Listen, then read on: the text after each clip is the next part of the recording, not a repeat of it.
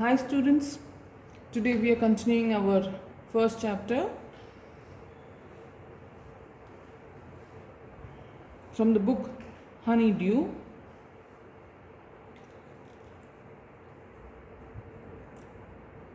Take out your page 196.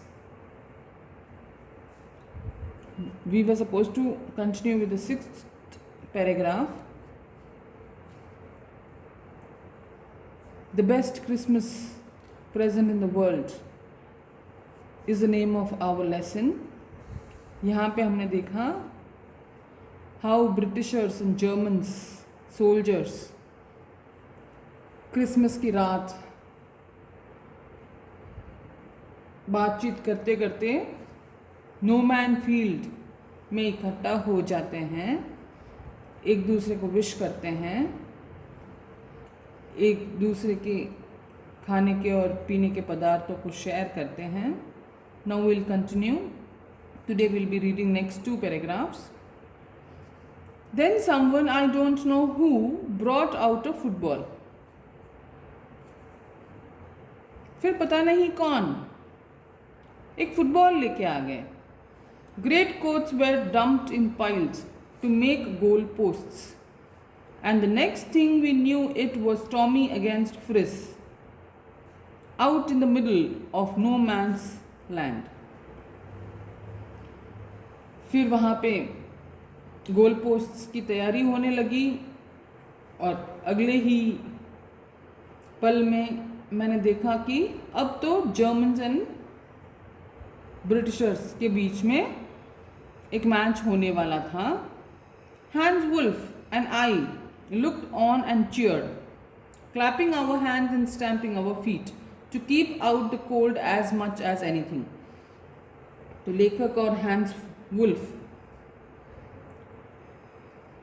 इस पत्र के लेखक, हम एक पत्र पढ़ रहे हैं जो इस चैप्टर के लेखक को उस टेबल के ड्रॉयर में मिला था. तो उस पत्र के लेखक जो हैं वो कह रहे हैं कि वे और हैंस वुल्फ जो हैं एक दूसरे को देख के मुस्कुराते हैं, क्लैपिंग करते हैं और एक ही स्थान पर खड़े खड़े दौड़ने लगते हैं ताकि उन्हें ठंड न लगे.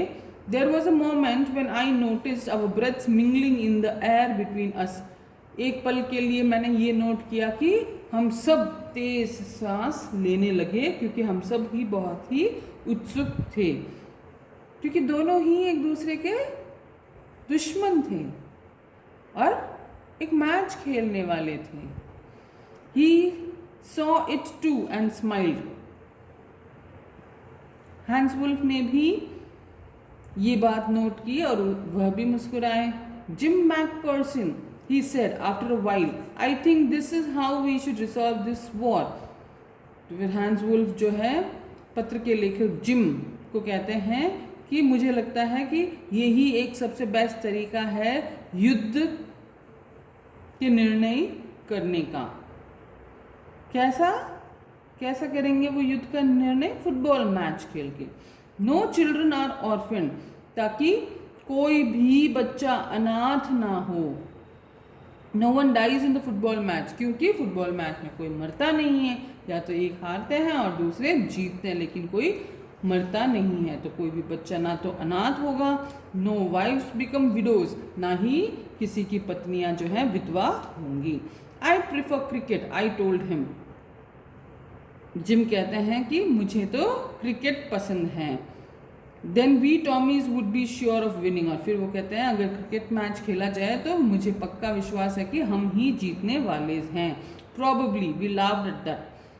शायद ऐसा कह के हैंस वुल्फ और उनकी टीम जो है हंसने लगती है. And together we watched the game. और बाकी के जो सारे टीम सोल्जर्स थे वो गेम देखने लगे. सैड टू से कोनी फ्रिट्ज वन 2 goals to 1. दुख होता है ये कहते हुए, लेकिन फ्रिट्ज जो है जीत गए, जर्मन्स जीत गए. But as Hans Wolf generously said, our goals was wider than theirs, so it wasn't quite fair.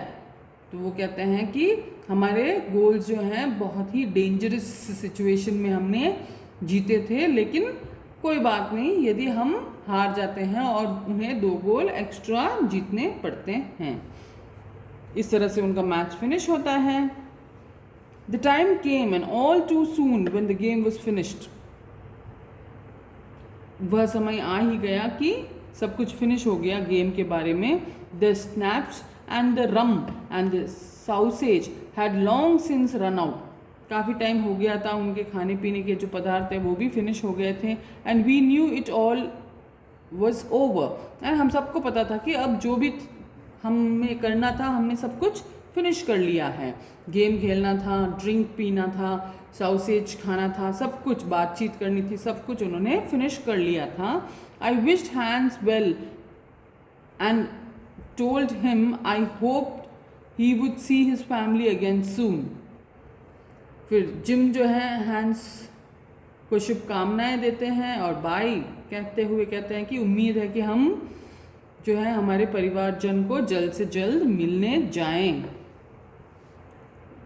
That the fighting would end and we could all go home। और जल्द से जल्द जो भी है वॉर है, बैटल है, फाइटिंग है, वो जल्द से जल्द एंड हो जाए और हम सब सिपाही अपने अपने घरों में जाएं, अपने अपने देश, अपने अपने गांव, अपने अपने परिवारों के पास वापस जाएं। I think that is what every soldier wants on both sides, Hans Wolf said. Hans Wolf कहते हैं कि ये ही तो दोनों तरफ के सिपाहियों की कामना है, शुभकामना है कि सब जल्द से जल्द उनके परिवार से जा मिलें। Take care Jim, match person, I shall never forget this moment nor you.